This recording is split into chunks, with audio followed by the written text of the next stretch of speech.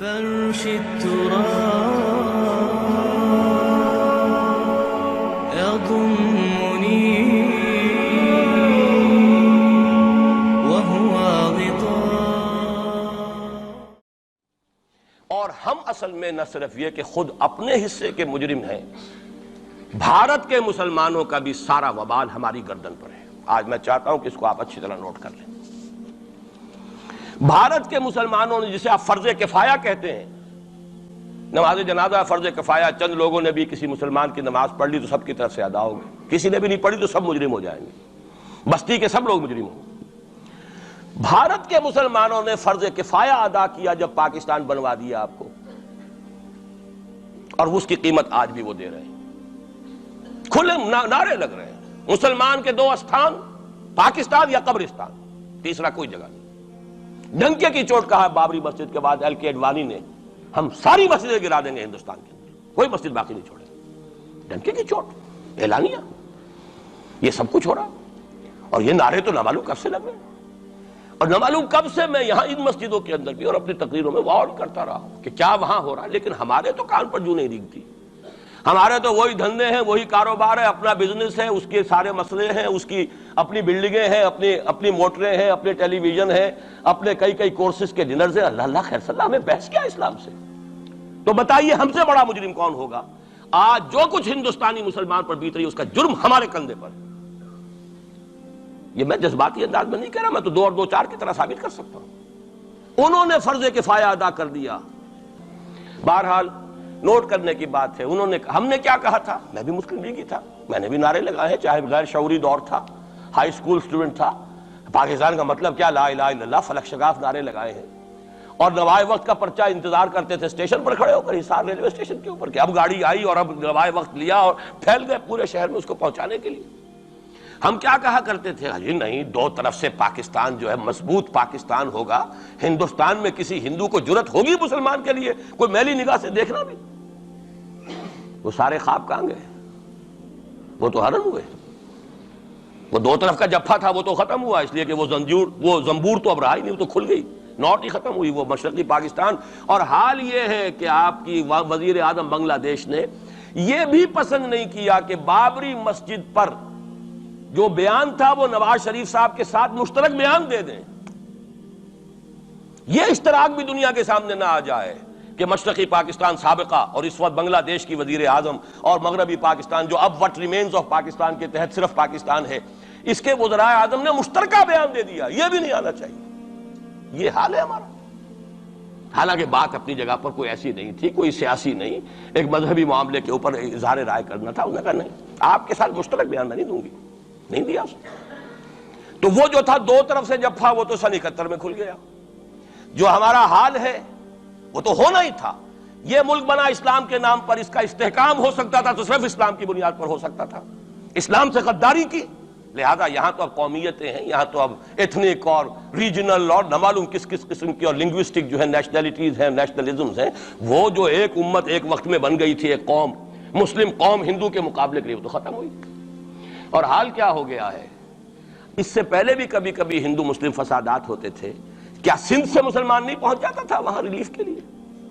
کیا پنجاب سے اور سرحد سے مسلمان نہیں جاتے تھے؟ بہار نہیں گئے تھے؟ کیا کانپور کی مسجد شہید ہوئی تھی 1915 میں تو پوری ہندوستان سے مسلمان نہیں پہنچ گئے؟ وہاں تو کم سے کم یہ تو رہا ہے، دنیا کی آنکھوں میں دھول ڈالنے کے لیے کم سے کم یہ کہ فورن منسٹری جو ہے اس نے ریزائن کیا. ہم نے مان لیا جی ہم نہیں کر سکے، ہم مجبور ہیں. حالانکہ سب ان کی اجازت سے ہوا ہے، بلکہ ان کی ملی بھگت سے ہوا ہے. لیکن یہ کہ کلیان سنگھ نے فوراً استعفیٰ دے دیا، منسٹری ختم. پھر وہ بھارت کی مرکزی حکومت نے اور بھی پارٹیز کو بھی بین کر دیا. اور اس کے بعد یہ ہے کہ انہوں نے حکومتیں بھی 3 اور صوبوں کی توڑ دی. وہ تو سرخرو ہو گئے پوری دنیا کی جو رائے عامہ ہے. ہم اس کے سوا کیا کر سکتے ہیں؟ ہمارا ایک دستور ہے، دستور میں جو بھی صوبائی حکومت ہوتی ہے اس کی اجازت کے بغیر ہم فوج بھیج نہیں سکتے. وہاں پہ صوبائی حکومت تھی، اس نے ہمیں یقین دہانی کرائی تھی، سپریم کورٹ کو بھی یقین دہانی کرا دی تھی کہ مسجد کو کچھ نہیں ہوگا. تو ہم تو اس کے اوپر ڈیپینڈ کر رہے تھے. ہے سب جھوٹ، سب کو پتا تھا جو کچھ ہوگا، اندر خانے ملی بھگت تھی. یہ جو صورتحال ہے جان لیجئے. اس وقت میں آپ کو بتانا چاہتا ہوں ہندوستان کے مسلمان پر تو جو قیامت بیت رہی ہے بیت رہی ہے.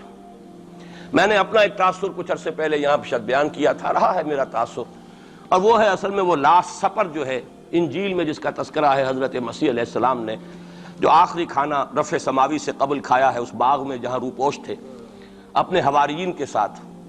تو اس میں یہ الفاظ آئے ہیں, میں نہیں جانتا صحیح ہیں غلط ہیں, وہ ایک علیحدہ بات ہے, کہ آپ نے وہ روٹی توڑی اور کہا کھاؤ, eat and this is my flesh, یہ میرا گوشت ہے کھاؤ. اور اس کو کہتے ہیں وائن, کوئی مشروب ہوگا جو بھی ہوگا, ڈالا کہ پیو, drink and this is my blood. میرا احساس ہمیشہ یہ رہا ہے. اس کے بعد کچھ ماند پڑ گیا جب یہاں مسلمان نے یہاں مارا ہے اور کچلا ہے اور زندہ آگ میں جلایا ہے, پھر بات ختم ہو گئی, میرے دل کے اوپر سے وہ احساس ختم ہو گئے. وہاں ہندو کے ہاتھوں جب مسلمان کے ساتھ یہ کچھ ہوتا تھا تو پھر جب میں کھانا کھاتا تھا محسوس کرتا تھا کہ میں ہندوستانی مسلمان کا گوشت کھا رہا ہوں اور ہندوستانی مسلمان کا خون پی رہا ہوں. یہ ہمیں عیش جو یہاں حاصل ہیں, جو آرام حاصل ہے, جو ہمیں یہاں پر سہولتیں حاصل ہیں, جو معاشی اس کی کاسٹ پر ہے.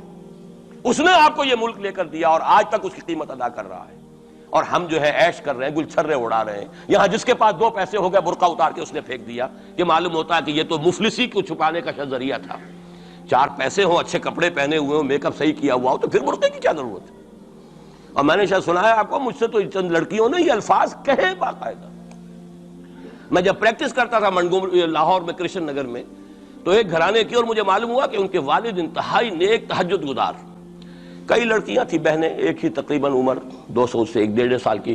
کبھی وہ آتی تھی کلینک میں میرے تو برقعے سمیت, کبھی آ رہے ہیں تو بغیر برقعے کے. میں نے پوچھا یہ کیا تماشا ہے آپ لوگوں کا, کبھی بغیر برقعے کے کبھی برقعے سمیت. صاف جواب دیا, میں ان کے الفاظ کوٹ اینڈ کوٹ میں ان کے الفاظ کوٹ کر رہا ہوں, ڈاکٹر صاحب جب ہمیں کوئی میک اپ کرنے کا, کپڑے بدلنے کا موقع نہیں ملتا تو ہم برقع پہن لیتے ہیں, اور جب ہمیں موقع ملتا پھر ہم برقع کائے کو پہنتے. تو گویا کہ اس کو چھپانے کا ذریعہ برقع ہے, کہ کپڑے میلے ہیں, میک اپ نہیں کیا تو لہذا برقع پہن لیا جائے. یہ ہے حال پاکستان میں اسلام کا جو ہم نے بنایا ہے. تو میں جو کچھ دیکھ رہا ہوں وہ یہ ہے کہ ہندوستان میں تو قیامت, اب وہاں جو آفیشیل فگرز ہیں 1000 1200 کتنے ہیں, لیکن کم سے کم 10,000 آدمی, اور اب یہ چین ہے فسادات کی. کل کے اخبار میں احمد آباد کی تھی, کبھی کہیں ہے کبھی کہیں ہے. اور واقعہ یہ ہے کہ تبصرے یہ ہو رہے ہیں کہ ہندو فنڈامنٹلزم از آن دی رائز. یہ جو کچھ ہوا ہے, جتنا بھی اس کے اندر ان کو گرایا گیا ہے, ان کی حکومتیں گرائی گئی ہیں, اس سے انہیں تقویت حاصل ہو رہی ہے. They are getting stronger and stronger. Congress کے لیے اب اپنی جو ہے جان بچانی مشکل ہے, اور اس وقت سب سے بڑا ان کے لیے جو ہو گیا وہ یہ ہے کہ وہ کمیونسٹوں کی سپورٹ کے بغیر چل نہیں سکتے, اور کمیونسٹ جو ہے وہ ان کی جو اس وقت وہ امریکہ کے زیر اثر جو اپنی اکنامک پالیسیز چینج کر رہے ہیں اس کا ساتھ دینے کو تیار نہیں. تو یہ ڈائلیما ہے. جبکہ ادھر جو ہے وہ بالکل جو ہندو ذہن ہے وہاں کا ریوائولسٹ ذہن وہ پوری طریقے سے قائم. تو اب اس وقت میں اس کے حوالے سے عرض کر رہا ہوں کہ ہندوستان اور پھر پاکستان کو علیحدہ نہ سمجھیے, اس لیے کہ ہندوستان کو اگر انہوں نے مسلمانوں سے یا اسلام سے خالی کرا لیا تو پھر ان کے بعد ان کا ٹارگٹ جو ہے پاکستان تو ہے ہی ہے. ہم تو ان کے ٹارگٹ نمبر 1 ہیں. ذہناً انہوں نے کبھی پاکستان کو تسلیم نہیں کیا, اور ہمارا اب ساتھی ہے کون؟ اللہ پر تو نہ یقین نہ اس سے ہمارا تعلق. جو معاملہ نہ دارت سخن آشنا نہ باشد. اللہ سے تعلق کیا ہے ہمارا؟ اللہ سے کون سی دوستی ہے؟ اللہ کیوں ساتھ دے ہمارا؟ ہم تو مجرم ہیں نمبر 1 اس کے, اور باقی دنیا میں جن پر سہارا تھا, جن پہ تکیہ تھا, وہی پتے ہوا دینے لگے. وہ تو بالکل امریکہ کی پالیسی معلوم ہوتی ہے کہ ہمیں تو ہاتھ پاؤں باندھ کر جیسے ہندو کے سامنے ڈال دیا جائے.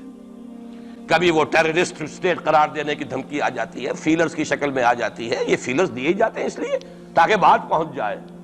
اگر صرف بات اس طریقے سے انڈائریکٹلی پہنچنے سے مطلوبہ مقصد حاصل ہو جائے تو خام خواہ براہ راست کہنے کی ضرورت کیا ہے؟ مطلب تو حاصل ہو. سب نے سجدہ سہو کیا ہوا ہے. ہمارے ہاں ہر ادارہ سجدہ سہو کر چکا امریکہ کے سامنے, ٹوٹل سرنڈر. اور یہ بات جو قاضی حسین احمد صاحب کہہ رہے ہیں 100% درست کہہ رہے ہیں, 100% درست کہہ رہے ہیں. ٹوٹل سرنڈر, چاہے وہ بے نظیر ہو, چاہے وہ نواز شریف ہو, اور چاہے وہ کوئی اور ادارہ ہو آپ کا جو یہاں پہ قوت کا اصل سرچشمہ ہے اور منبع ہے, سب کے سب 100% جو ہے اس کے سامنے سجدہ کر چکے. یہی وجہ ہے کہ وہ بے نظیر کا ساتھ نہیں دے رہے. بے نظیر کا ساتھ کائے کو دے؟ اگر نواز شریف ان سے بڑھ کر, ہم بھی ہیں دربار کے, اگر یہ کہنے کے لیے وہ ان سے بڑھ کر تیار ہو تو اسے کیا ضرورت پڑی ہے؟ اس کی کون سی کوئی رشتہ داری ہے بے نظیر کے ساتھ یا کسی اور کے ساتھ؟ ہاں اگر نواز شریف کہیں کسی جگہ پر بھی کوئی اپنے پاؤں کو گھسیٹتا, ڈریگ کرتا اپنے فیٹ کو, کہیں کوئی رکاوٹ ڈالتا, پھر ٹھیک ہے, پھر اس کو آلٹرنیٹ لانے کے لیے تو کوئی ہے نہ کوئی سوال.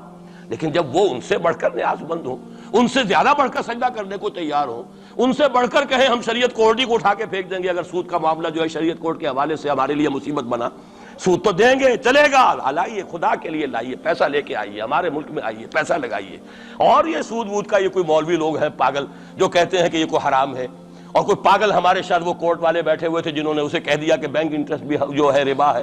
باقی آپ ہم سے کوئی ڈر نہ رکھیے. میرے اسلام کو اب قصہ ماضی سمجھو، ہنس کے وہ مس بولی کہ پھر مجھ کو بھی راضی سمجھو. سیدھی سیدھی بات ہے. جھگڑا تو اسلام سے تمہارے سے تو نہیں، نہ بے نظیر سے جھگڑا ہے اور نہ نواز شریف سے جھگڑا ہے، جھگڑا اسلام سے. اس حوالے سے بہت برا وقت آ رہا ہے.